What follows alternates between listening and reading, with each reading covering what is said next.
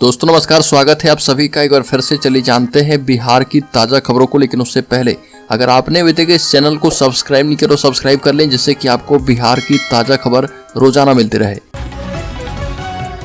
सबसे पहली खबर, राम मंदिर प्राण प्रतिष्ठा के बाद बिहार के 50 लाख लोगों को अयोध्या लेकर जाएगी बीजेपी। चुनाव से पहले बड़ा दांव खेलेगी। लोकसभा चुनाव 2024 से पहले बिहार में बीजेपी बड़ा दांव खेलने जा रही है। बीजेपी राज्य के करीब 50 लाख लोगों को अयोध्या दर्शन करने के लिए लेकर जाने वाली है।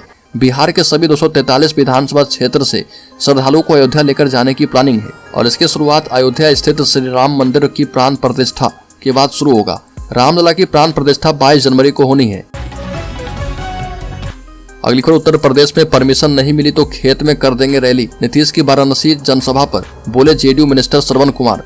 जेडीयू ने बिहार के मुख्यमंत्री नीतीश कुमार की यूपी के वाराणसी में चुनावी रैली की अनुमति नहीं देने का आरोप लगाया और जेडीयू का कहना है कि यूपी की योगी सरकार के कहने पर स्थानीय प्रशासन ने रैली की अनुमति नहीं दी और जिस कॉलेज में 24 दिसंबर को जनसभा आयोजित की जानी थी उसके प्रिंसिपल ने डर के मारे जगह देने में आनाकानी की और इस कारण नीतीश कुमार की बनारस रैली को टालना पड़ा। अब बिहार सरकार के मंत्री एवं जेडीयू की यूपी इकाई के प्रभारी श्रवण कुमार ने बीजेपी पर हमला बोला और कहा कि अगर मैदान में रैली करने की परमिशन नहीं दी गई तो किसानों के खेत में जनसभा करेंगे।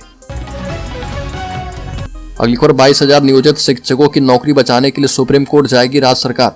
पटना उच्च न्यायालय के द्वारा राज्य के प्रारंभिक विद्यालय में पहली कक्षा से 5वीं कक्षा के शिक्षक पद पर अयोग्य करार दिए गए तकरीबन 22,000 बीएड योग्यताधारी नियोजित अध्यापकों के लिए राहत देने वाली जानकारी सामने आई है। शिक्षक के पक्ष में बिहार सरकार पूरे मामले को लेकर जल्द ही सर्वोच्च न्यायालय में अपील करेगी और शिक्षा विभाग ने उच्च न्यायालय के द्वारा दिए गए आदेश पर विधि विशेषज्ञ से गहन विमर्श किया है। बड़ी खबर, जेडीयू के मुस्लिम नेता गुलाम रसूल बलियावी ने कहा कि अल्पसंख्यक समाज से हो डिप्टी सीएम, सत्ता में मिले अहम भागीदारी। पूर्व विधान पार्षद गुलाम रसूल बलियावी ने एक बड़ा बयान दिया और कहा कि बिहार में जब सब कुछ जाति की संख्या के आधार पर हो रहा तो सत्ता में भी अल्पसंख्यक समाज को भागीदारी मिलनी चाहिए और ये जब तक नहीं मिलेगा तब तक हम अपने हक की लड़ाई लड़ते रहेंगे। गुलाम रसूल बलियावी ने कहा कि यहाँ सब कुछ जाति की संख्या के आधार पर होता है तो सत्ता में भी अल्पसंख्यक समाज को भागीदारी मिलनी चाहिए और इसके लिए आवाज उठाना गलत कहाँ है। बड़ी खबर, नीतीश कुमार की अकेले नहीं पूरे इंडिया गठबंधन की वाराणसी में चुनावी रैली होगी। जेडीयू ने दे दी है संकेत। लोकसभा चुनाव 2024 के मद्देनजर बिहार के मुख्यमंत्री नीतीश कुमार की उत्तर प्रदेश के वाराणसी में संभावित रैली पर अपडेट आया और यह सिर्फ जेडीयू या फिर नीतीश की रैली न होकर पूरे इंडिया गठबंधन की जनसभा होने वाली है। मुख्यमंत्री नीतीश कुमार की पार्टी जनता दल यूनाइटेड ने इसके संकेत दिए हैं और 19 दिसंबर को दिल्ली में होने वाली विपक्षी गठबंधन की बैठक में इस पर चर्चा हो सकती है। बता दें कि पहले नीतीश कुमार की बनारस के रोहनिया में 24 दिसंबर को रैली तय की गई थी, हालांकि बाद में इसे स्थगित कर दिया गया और जेडीयू का कहना है कि जगह नहीं मिलने की वजह से रैली स्थगित की गई है। हालांकि अब सिर्फ जेडीयू नहीं बल्कि इंडिया गठबंधन की रैली हो सकती है और इस पर फैसला जो है केंद्रीय नेतृत्व करेगा। अगली खबर, ऑनलाइन होगा संपत्ति का म्यूटेशन और नामांतरण। इस वेबसाइट के जरिए होगा सारा काम। पटना नगर निगम ने ऑनलाइन म्यूटेशन और होल्डिंग ट्रांसफर की सुविधा शुरू कर दी है और मेयर सीता साहू ने इसका उद्घाटन किया। इस नई सेवा के माध्यम से कोई भी व्यक्ति अपनी खरीदी गई किसी भी होल्डिंग के म्यूटेशन के लिए ऑनलाइन आवेदन कर पाएगा। इसके अलावा माता पिता या किसी रिश्तेदार की मृत्यु के बाद लोग संपत्ति को अपने नाम पर ट्रांसफर करवा पाएंगे। इसके लिए पहले ऑफलाइन आवेदन करना पड़ता था जिसमें काफी परेशानियां होती थी, लेकिन अब इन कार्य के लिए ऑनलाइन सुविधा मिलने से आम लोगों को काफी राहत मिलेगी। मेयर ने इस मौके पर कहा कि अब लोगों को घर बैठे दोनों सुविधाओं का लाभ उठाना चाहिए। नगर निगम कार्यालय में दौड़ने की आवश्यकता नहीं है। नगर आयुक्त अनिमेश कुमार पराशर ने कहा कि अब नागरिकों की शिकायत नहीं मिलेगी। बड़ी खबर, राज्य के गोपालगंज जिले में 5 दिन से लापता पुजारी की हत्या, गर्दन पर मारी गई गोली, निजी अंगों पर किया गया हमला। गोपालगंज में 5 दिनों से लापता शिव मंदिर के पुजारी मनोज कुमार की हत्या के बाद 100 मिलते ही लोगों ने बवाल शुरू कर दिया। पुलिस टीम पर जमकर पथराव किए गए और जिप्सी को तोड़फोड़ दिया गया। घटना मांझा थाना क्षेत्र के दानापुर गांव की है। मृतक पुजारी की पहचान 32 वर्षीय मनोज कुमार के रूप में की गई है, जो कि दानापुर गांव निवासी बैद्यनाथ गुप्ता के पुत्र थे। परिजनों के मुताबिक अपराधी ने विभत्स तरीके से हत्या कर दी। गर्दन के पास गोली मारी गई और दोनों आंखें निकाल ली गई। अपराधियों ने प्राइवेट पार्ट को नुकसान पहुंचाया और सुबह पुजारी का शव झाड़ियों में मिला था। इसके बाद जनाक्रोश फूट पड़ा। अगली खबर, राज्यकर्मी बनने के बाद बिहार के नियोजित शिक्षकों को कितनी मिलेगी सैलरी, कई सुविधाओं का मिलेगा लाभ। बिहार सरकार राज्य के लगभग 4 लाख नियोजित शिक्षकों को राज्यकर्मी का दर्जा देने जा रही है। इसके लिए शिक्षा विभाग ने रूल बुक तैयार कर ली है। जानकारी के मुताबिक नियोजित शिक्षकों की सक्षमता परीक्षा ली जाएगी और परीक्षा पास करने वाले शिक्षकों को राज्यकर्मी का दर्जा दिया जाएगा। इसके बाद इन शिक्षकों को आवश्यकता के मुताबिक विभिन्न स्कूलों में पदस्थापित किया जाएगा। परीक्षा पास करने के लिए नियोजित शिक्षकों के पास 3 मौके होंगे। अब ऐसे में शिक्षकों के मन में अभी सवाल उठ रहे कि परीक्षा पास करने के बाद उन्हें कौन कौन सी नई सुविधा मिलेगी या फिर उन्हें वेतन कितना मिलेगा। तो बता दें कि कक्षा 1 से 5वीं तक के शिक्षकों को 25,000 रुपये मिलेगा और कक्षा 6 से 9वीं तक के शिक्षकों को 28,000 रुपये मूल वेतन दिया जाएगा। कक्षा 9वीं और 10वीं के शिक्षकों को 31,000 रुपये मिलेगा और कक्षा 11वीं से 12वीं के शिक्षकों को 32,000 रुपये मूल वेतन मिलेगा। अगली खबर, शिक्षा विभाग के अपर मुख्य सचिव के पाठक अचानक हाजीपुर के भगवानपुर प्रखंड क्षेत्र के आदर्श उच्च एवं मध्य विद्यालय सराय पहुंचे। स्कूल पहुंचते ही के पाठक ने स्कूलों का निरीक्षण शुरू कर दिया और इस दौरान कई कुव्यवस्था को उन्होंने ठीक करने का निर्देश दिया। के पाठक ने उच्च विद्यालय में प्रभारी प्रधानाचार्य रोशन आरा से पूछा कि 29 में से 11 घटेगा तो कितना बचेगा।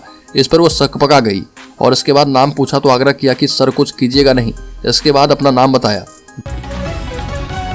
बड़ी खबर, बिहार पुलिस में दारोगा के 1275 पदों पर बहाली को लेकर प्रारंभिक स्तरीय परीक्षा 17 दिसंबर से शुरू है और इसमें 6 लाख परीक्षार्थी बिहार के सभी 38 जिलों में बनाए गए 613 केंद्र पर परीक्षा दे रहे।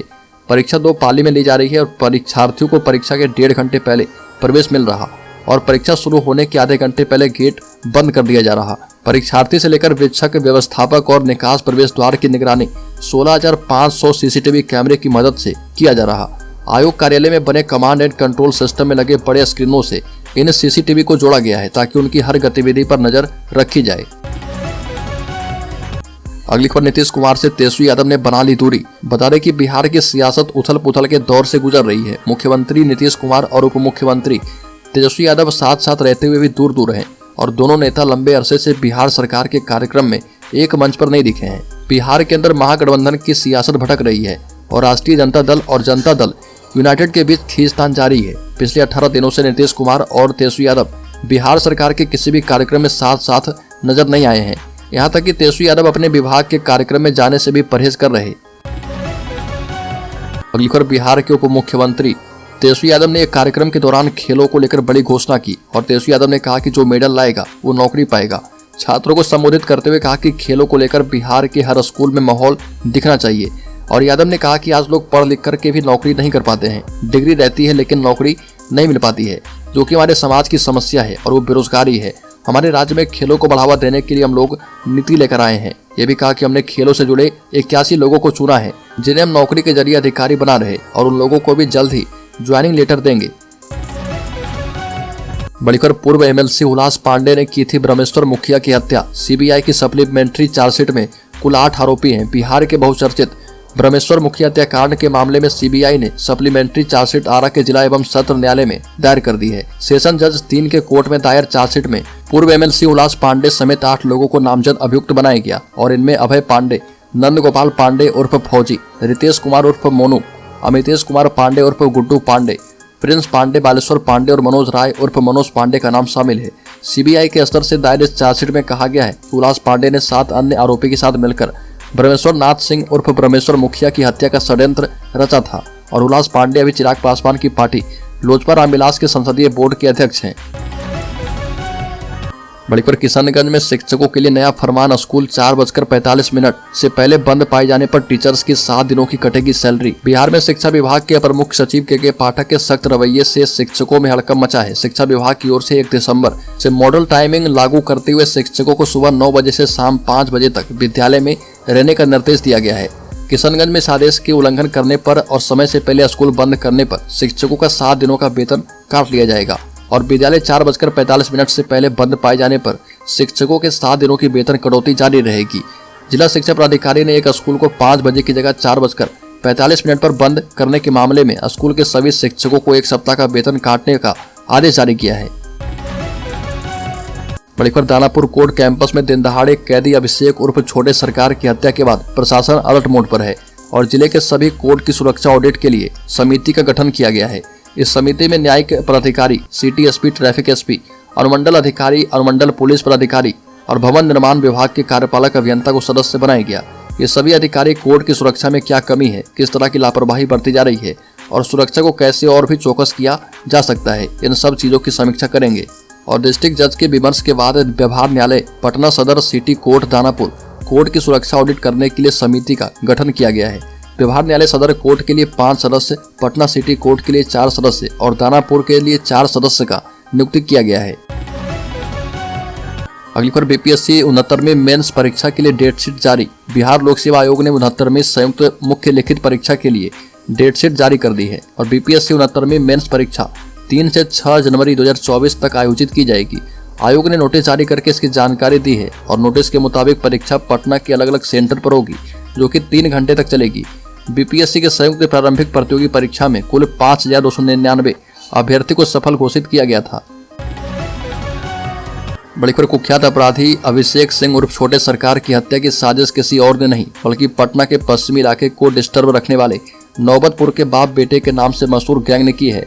बाप का नाम मनोज सिंह है, जो कि गिरफ्तारी के डर से फरार चल रहा, जबकि बेटे का नाम मानिक सिंह है, जो कि लंबे वक्त से पटना के बेऊर जेल में बंद है। हत्या की साजिश जेल में बैठे मानिक सिंह ने रची है और छोटे सरकार के मर्डर के लिए 12 लाख रुपए की डील दोनों शूटर के साथ हुई थी। हथियार भी पटना में उपलब्ध करवाया गया था और ये बात अब पूरी तरह से पटना पुलिस की जांच और पकड़े गए शूटर से पूछताछ में साबित हो चुकी है।